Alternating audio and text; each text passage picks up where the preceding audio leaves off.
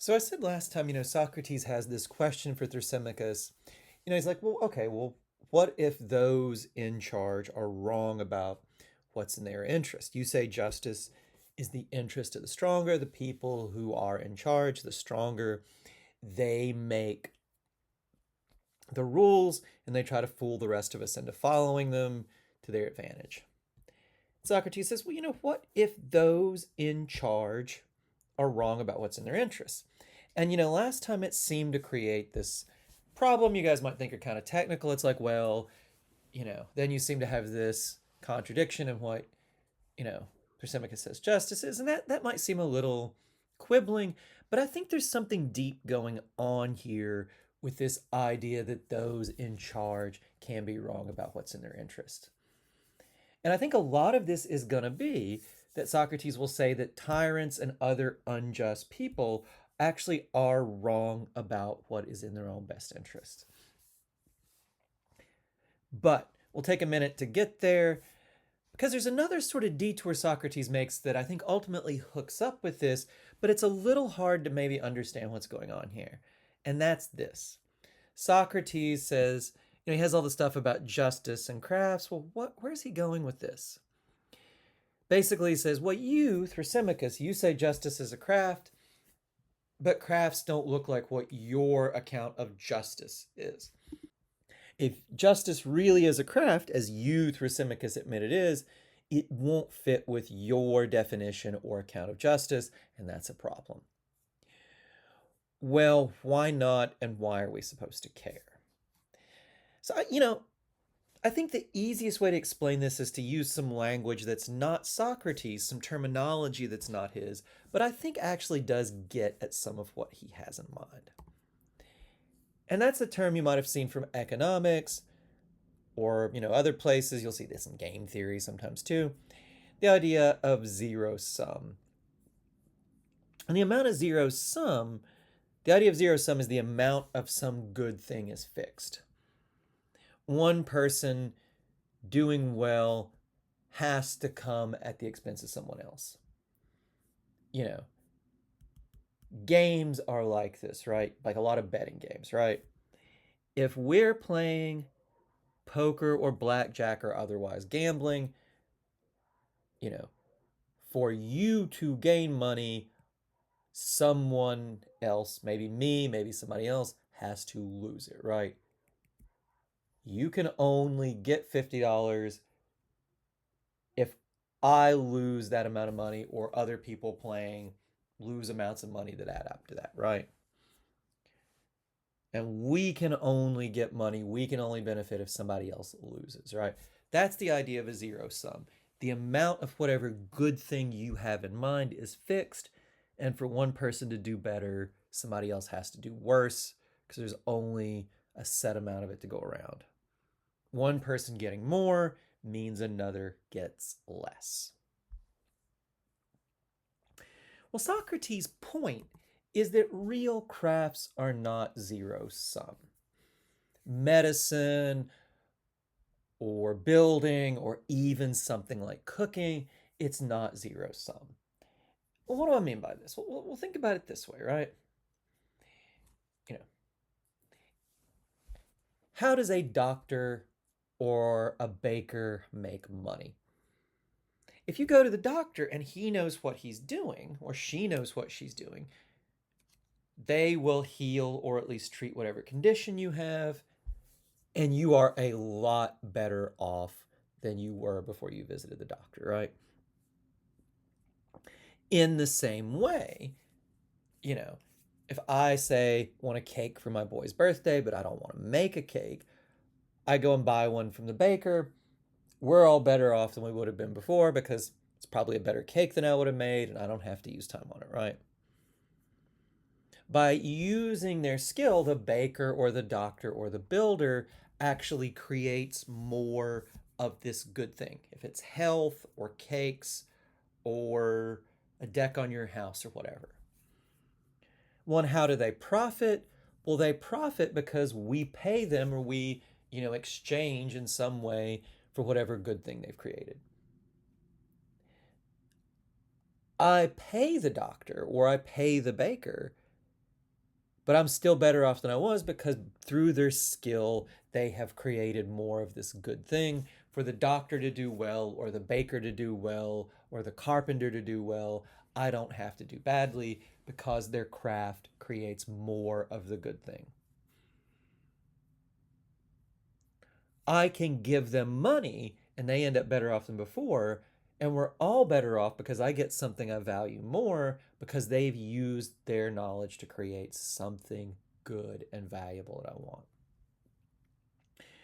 And Socrates says, well, look, if justice is like a craft, it shouldn't be zero sum either.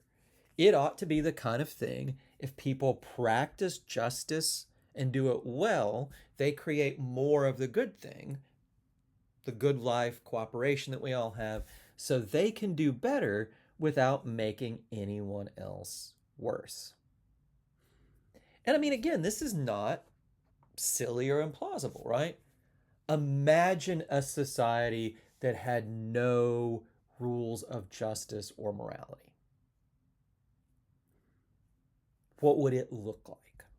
Would you want to live in a society like that? Of course not, right? People would be killing each other left and right. Even if you didn't want to kill people, you would have to worry constantly about someone killing you or taking your stuff. And think about certain rules of justice or rules of morality, right?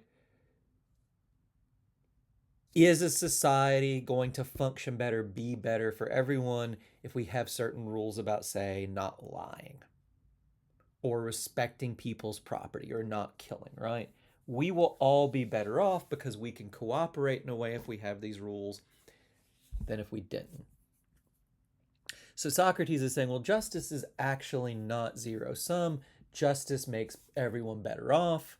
And if it does that, maybe the people in charge or whoever can do well without anyone having to do badly. And it's not just that. Socrates thinks that a good ruler, a wise ruler, will see that it's in his own interest to be just, to take account of the interests of others, because he will do better in a system like this. More just systems benefit everyone. Think about what I was saying about, the South before the Civil Rights Bills passed, the Jim Crow era South, right? It was a system that harmed everyone because everyone was poorer than they would have been without this system. The philosopher and economist Amartya Sen, he's pointed out that societies that are really sexist and really nasty to women tend to be poor and worse off because, well, just half the population, you're not developing what economists call human capital. Smart women who could make great doctors or lawyers or whatever just aren't getting the chance, right? A more just system, a less sexist system, Sen would say benefits everyone. And this is Socrates' overall picture, I think, right? Now, he would say, look, there are tyrants, there are bad rulers who really do try to benefit at the expense of their people. And they do put out propaganda or whatever. A lot of times they rule through brute force, but they also try to trick their people into thinking that they're doing the right thing, right? And sometimes they succeed. It's hard to know what the polls think, but, Putin does seem to be pretty popular in Russia, right? But here's the thing. Tyrants who do this, for one thing, Socrates would say they're not practicing justice really well because their societies tend to be pretty terrible, right? They are not good craftsmen. They are not producing as much good as they could. The overall amount of good in society is way smaller. But he'd say, look, it's not even good for the tyrant, right? The life of a tyrant is not a good thing. You saw Thrasymachus and other people who praise injustice, who think we should all break the law as far as we can, or want to become tyrants, dictators. You guys are wrong, because the life of someone who's unjust like this is not a good thing. And Socrates doesn't really flesh it out, but we can think about this, and I don't think this is wrong. Think about dictators in history. Famous example, Stalin, communist dictator of Russia. You look, if you're Stalin, you murder your opponents, you exploit the people, but you live in fear, right? All of your underlings are scared of you. All of your underlings also want to be in charge. Everyone has a reason to murder you. You never are secure if you're a tyrant. And none of his underlings flat out murdered Stalin, but there is pretty good evidence, pretty plausible, that when he had a stroke, they just let him die and kept away doctors who might have helped him from doing it, right? And his successor, this guy Beria, Beria really was killed by his subordinates. They were just scared of him. They thought he was a bad guy. They had a trial for Beria, who wanted to be a dictator like Stalin. Basically, the trial, I don't even know what the trial was, but basically they took him out in an alley and shot him in the back of the head, right? The guy who succeeded Beria, Khrushchev, they didn't kill, but they did remove him from power and basically put him on house arrest. He could never leave his vacation home or talk to anybody who wasn't basically a guard. And it's not just that the tyrant is physically insecure, it's that the tyrant, he'll worry.